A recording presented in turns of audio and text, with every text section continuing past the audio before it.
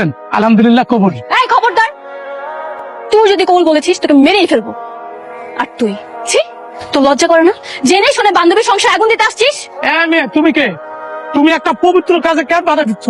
আমার হাজবেন্ড আমাকে না বলে, আমার পারমিশন না নিয়ে একটা বিয়ে করতে যাচ্ছে, আমি এখানে বাধা দিতে আসছি বলে আমি শয়তান হয়ে গেছি? তো তোর নামে মামলা দিবই, সাথে আপনার নামেও দিব।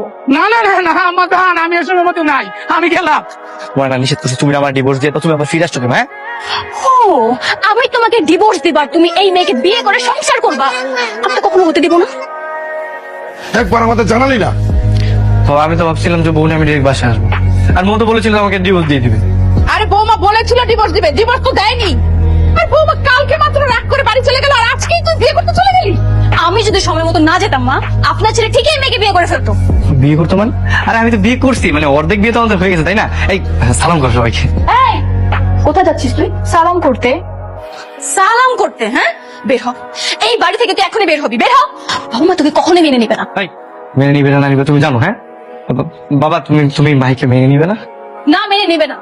বাবা, আপনি নিজের মুখে বলুন, আপনি যে কখনোই মেয়েকে মেনে নেবেন না। আমি কিন্তু অর্ধেক বিয়ে করে ফেলছি, আমাকে না মেনে নিলে আমি থানায় যেয়ে মামলা করবো। আরে না না না না না না, থানায় আবার যাবে কেন?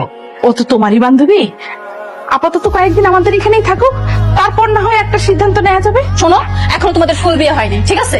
আর তুই শোন, আমি তোকে রুম দেখিয়ে দিচ্ছি, তুই রুমে থাকবি, চল। না, আমি ওর সাথেই থাকবো। দেখছো আমার বাবা আমার সাথে থাকে। আরে বাবা, আমি ওর সাথে থাকবো, লজ্জা নেই তোর? হ্যাঁ, বিয়ে ছাড়া এক ছেলের সাথে রুমে থাকতে চাস?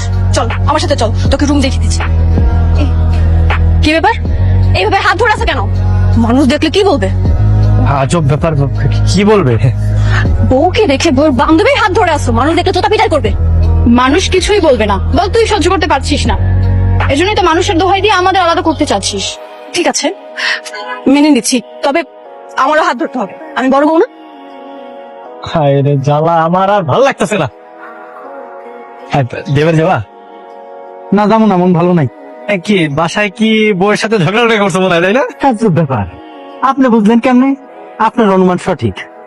বিয়া করা যে এত যন্ত্রণার কাজ, আগে জানলে জীবনেও বিয়া করতাম না। এটারও তো সলিউশন আছে, আরেকটা বিয়ে করে ভালো। তোমার এক বউয়ের লোকে ঝগড়া লাগলে আরেক বউ তোমার সঙ্গে বাসা থাকবে। এই যে দেখো না, আমি দুই বউ নিয়ে ঘুরতেছি। এই, রাস্তাঘাটে নোংরা করছিস কেন? হ্যাঁ, আচ্ছা আচ্ছা বলছি। আজব ব্যাপার, এরকম চিল্লাচিল্লি করতেছো কেন? ও তার একটা রিক্সা দিয়ে পড়ে যেত, নিজের ব্যালেন্স করার জন্য আমার একটু ধরতে, তার কি হয়েছে?